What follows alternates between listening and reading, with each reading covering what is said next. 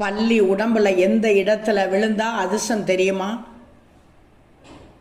பல்லி அனைவர் வீடுகளிலும் வாழும் ஒரு ஜீவன். அது விஷத்தன்மை உடையது என்பதால் சிலர் பல்லியை வீட்டில் இருந்து அடித்து விரட்டுவதும் உண்டு. சர்வ சாதாரணமாக சுவற்றில் மற்றும் சீலிங்கில் அது ஊர்ந்து போய்கொண்டே இருக்கும். அங்கிருக்கும் பூச்சிகளை பிடித்து தின்று கொண்டே இருக்கும். பல்லியின் சொல்லுக்கு பலவிதமான பலன்கள் உண்டு.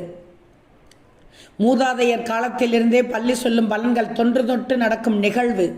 சிலர் இதை நம்புவார்கள், சிலர் மூட நம்பிக்கை என்று சொல்லுவார்கள். அதே நேரம் பல்லி செல்லும் திசையை பொறுத்தும் ஒவ்வொருவருக்கும் அதன் பலன்கள் வேறுபடுவதுண்டு. நீ ஒரு காரியத்தை நினைத்திருக்கும் போது பல்லி கத்தினால் அப்போது அது கத்தும் திசையை பொறுத்துதான் அந்த பலாபலன்கள் அமையும். அப்போது பல்லியே சொல்லிவிட்டது என்று கூறுவதும் நடைமுறைதான். பல்லி சொல்லும் பலன்களைப் போலவே நம்மீது பல்லி விழும் செய்கைகளும் பலன் கொண்டு. பல்லிகள் விழும் பலன்கள் தெரிந்து கொள்ளுங்கள். பல்லி ஒருவரின் தலை மீது விழுந்தால் கலகம், முகம் மீது விழுந்தால் பந்துக்கள் தரிசனம் ஏற்படும், புருவத்தின் மீது விழுந்தால் சமமான பலன்கள் நிகழும், மேலும் அரசாங்க அனுகூலம் ஏற்படலாம்.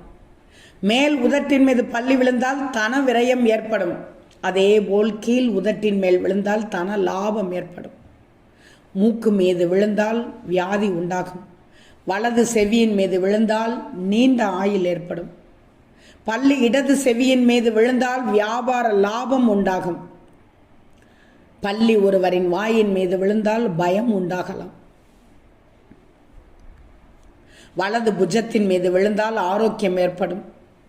கையின் வலது மணிக்கட்டு மீது பல்லி விழுந்தால் பீடை உண்டாகும்.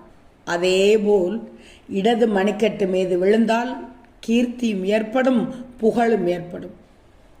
பல்லி வயிற்றின் மீது விழுந்தால் தானிய லாபம் உண்டாகும். மார்பின் மீது விழ தனலாபம் ஏற்படும்.